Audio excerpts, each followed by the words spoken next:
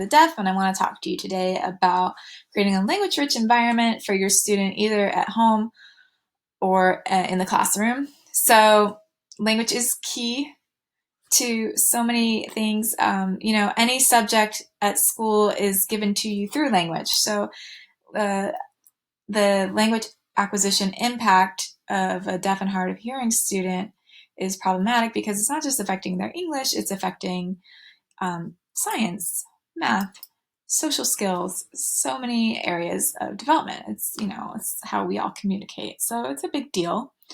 Typically, hearing children overhear a ton of language around them. They're overhearing the radio, they're overhearing TV. More importantly, they're overhearing their teacher talking to the student next to them, or the students talking to each other next to them, or their siblings talking, or their mom explaining something to their sibling, or their parents having a conversation. They're just taking in and absorbing all of this language all around them, and their brain is just processing it constantly. That's called incidental learning. Our deaf and hard of hearing students are not getting that because their devices, their hearing aids, or their implants do not work as well as hearing. It's not like, oh, glasses, I'm putting my glasses on and everything's in focus. Your hearing is not, natural hearing is not replaced by an implant or hearing aid. The acoustic signal is not the same, and background noise is a huge problem and interference. So we need to be speaking words directly into these students. And because language is learned through repetition, right, your brain hears a word a certain amount of times and then processes it and understands it, that has a huge impact on our deaf students. So they need the words to be given to them directly. You need to speak words directly to them and ideas directly to them and social skills directly to them. And these words need to be defined. So you can't just assume that they're naturally sort of picking up all of these things that the typically hearing students are hearing. For ASL kids, that just means if ASL isn't used at home, that's a huge impact because they're being exposed to even less. And I definitely encourage ASL families to learn ASL for their students. Sorry, ASL students' families who are hearing, who don't know ASL, to learn ASL. And studies have shown that even if you have a typically hearing child, the amount of words or language that they are exposed to has a huge effect on their development. So researchers took little recording devices, put them in homes, and the children whose parents spoke to them a lot or who overheard lots of language did way better. I mean, the researchers went and counted up all of the words that the children heard. And some children heard a much lower amount of words than others, and this had a huge impact across on their development and their future. So the amount of words you take in is really important, and it's vital whether the child is hearing or not, but especially if the child is deaf, to be providing a language-rich environment. So running narrative. So there are two types of running narratives. There's the self-talk, and then there's the parallel narrative. If your self-talk is when you're describing your actions and what you're doing. So, oh, hey, Johnny. Oh, look, I am cutting your sandwich. Oh, it's peanut butter and jelly. Oh, here you go. Oh, look, it's a triangle. You're talking about what you're doing. And then parallel talk is when you're talking about what they're doing. So, oh, you're pushing your blue car. Oh, wow, it's going so fast. Oh, you're stopping it. So you're just constantly kind of speaking language into their life. Avoid pronouns like he, she, or it, because you want to be as specific as possible and give them more language exposure. So instead of saying, do you want that? You could say, do you want the ball? Motherese is great for young kids. It's the way moms talk. They inflect their voice and they have that higher pitch. It's engaging for the child to be hearing the speech patterns. And so that's a positive thing. So there's a hierarchy of listening. There's detection, discrimination, identification, and comprehension. So the child at the bottom of that list is detection. That's just, oh, there's a sound. So that type of activity, for example, is, oh, if you shut the door, are they turning and noticing the sound? Or, if they're at this stage, you can just point out all the sounds you hear. Oh, do you hear that bird singing? Or do you hear, just acknowledging that there are sounds around them. Pretty basic. Discrimination is, well, oh, the sounds aren't the same. That sounds like that, but I don't think that sound is the same as the other one, right? So your brain can process and say, oh, this isn't just noise. These are different things. Identification is when you know what it is. So, oh, that sound is the door shutting and that sound is the doorbell. And comprehension is when you're comprehending the language that's coming in. So, oh, I understand that when you say girl, that is referring to, what we all have decided what girl means. So, human child, female. So here are some important strategies for creating the language-rich environment that I'm talking about. Turn taking is really important. Basic human communication is back and forth, right? We have conversations. I say something, you respond. I respond to what you say, back and forth, right? So turn taking games and activities are really important. They teach communication, language, patience, and social skills. So we do your turn, my turn, your turn, my turn, his turn, her turn. And that just helps them develop that conversational pattern flow. Modeling behavior and language is very important.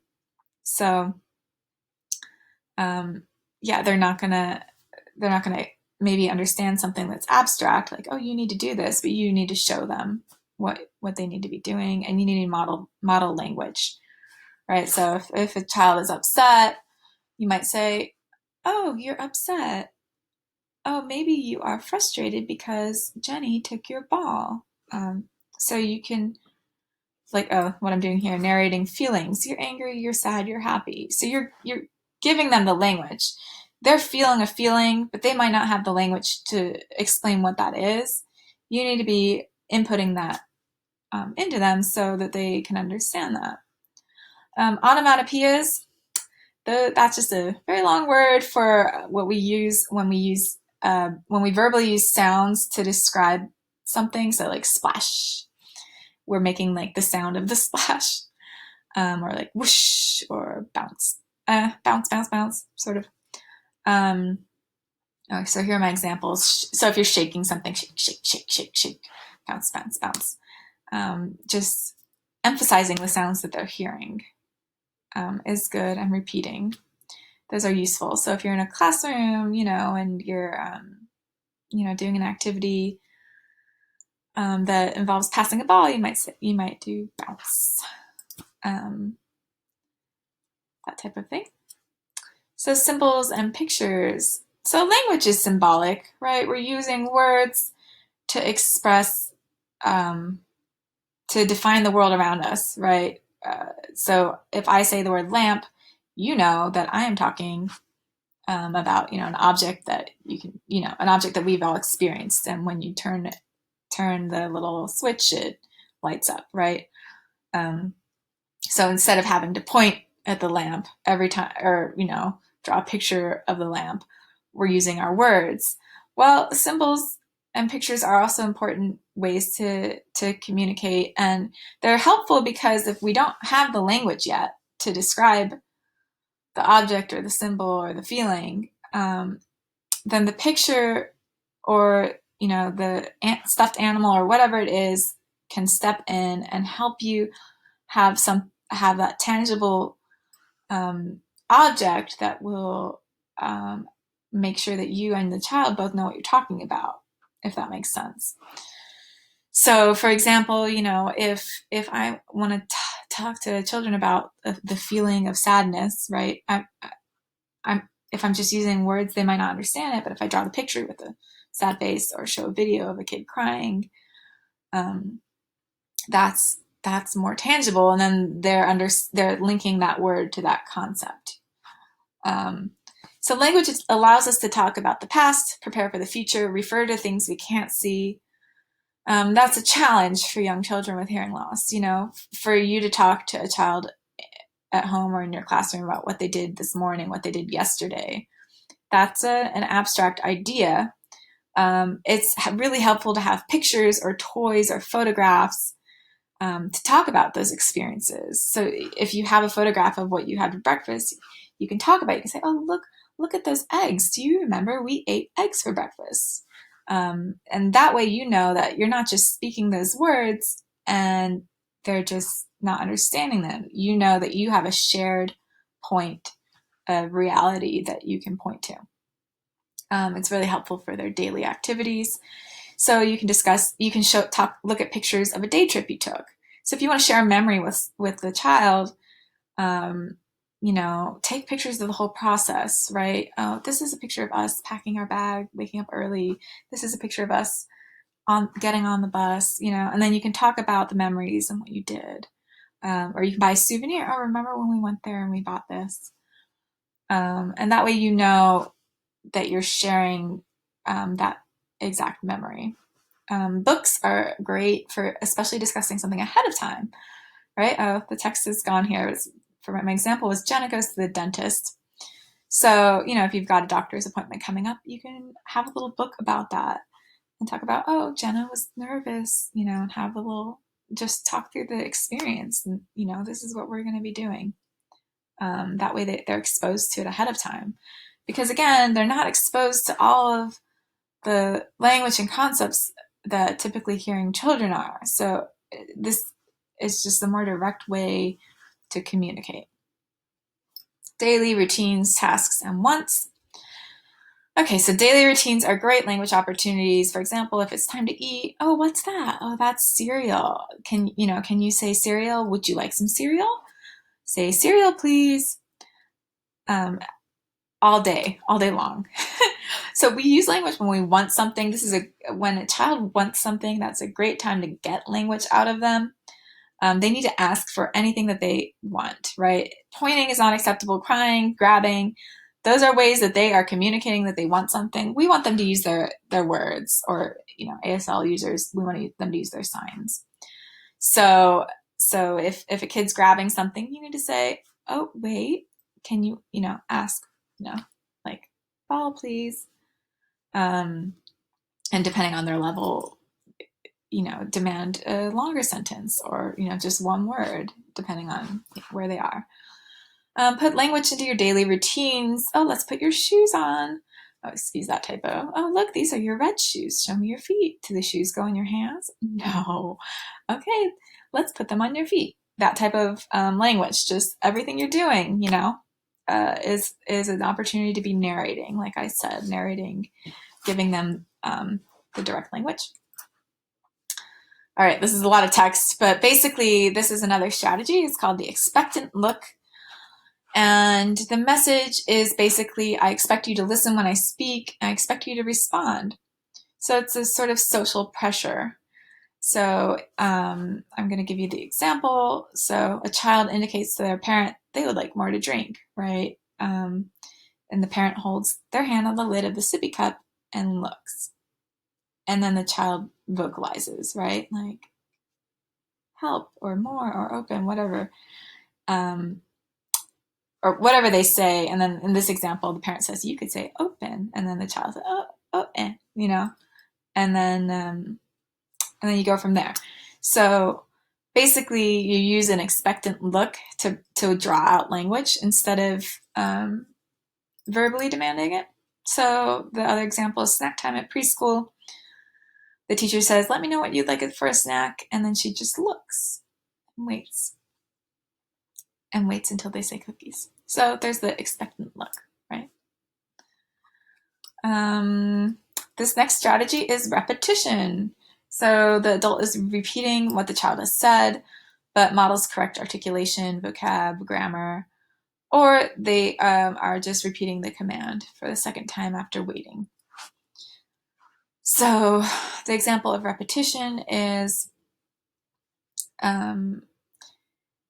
they've decided they want to work on the phrase I want, and they're going to use the child's train set. Well, the therapist has coached the mom to gather all the trains into a box. And the therapist says, I want the Thomas train, please. What would you like? And so here they're modeling the language. The mom says, I want the James train. What would you like? And then the child says, das. So then the mom has the opportunity to model bus. right? So we're just constantly with the activities repeating and modeling language. So if the child says something wrong, you want to repeat it correctly and have them repeat it. This can be overdone. You don't, there's like a frustration level, and you also want to encourage communication and encourage them to be talking. So, if you're targeting some other skill, maybe you're not going to force all of the articulation, right? Maybe you're just happy that they're saying thus, and, you're going to work on be another day.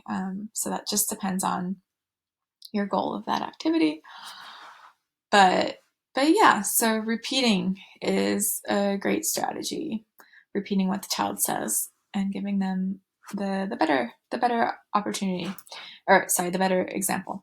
So, in class, if you're passing out food, and you say, "Oh, what's that?" and they say, "Ilk," you can say milk, right? You're just repeating what they're saying, but in the correct way. Okay, this next one is auditory closure. And that's when you start a song or a rhyme or a sentence and you stop and you look. And you wait for the child to vocalize the response. And a common one I've seen with this is with a ball.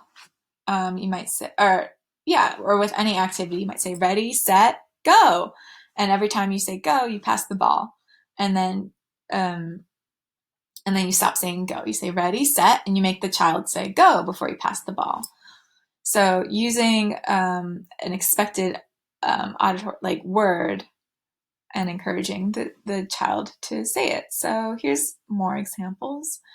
Mom and a toddler sitting in the car and sing the song Twinkle Little Star. The mom says twinkle twinkle little, and then she stops, and the toddler should say star. And that's just turn taking again, and it's also filling in that auditory close. So it's sort of a shared expectation of the word. So those are some ideas for the language rich environment, and it's really just about pouring language, constantly talking to the child, and constantly encouraging them to speak back to you, and encouraging them to use their language to get what they want. And that's just sort of an overview and a few strategies you can use. I hope it was helpful, and yeah, just let me know if you have any questions.